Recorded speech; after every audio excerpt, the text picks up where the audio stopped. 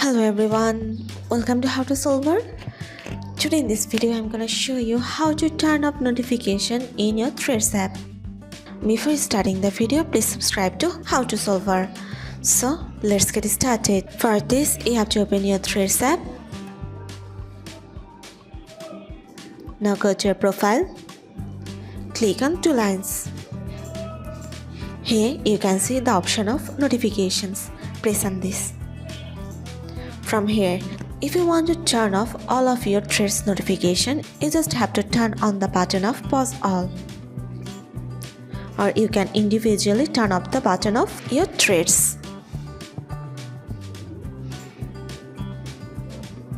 You can select your time. That's it. So this is how to turn off notification in Threads app. So guys, that's it. You can do this. I think this video is very helpful to you. If it was, then give a thumbs up and hit the subscribe button. And thanks for watching.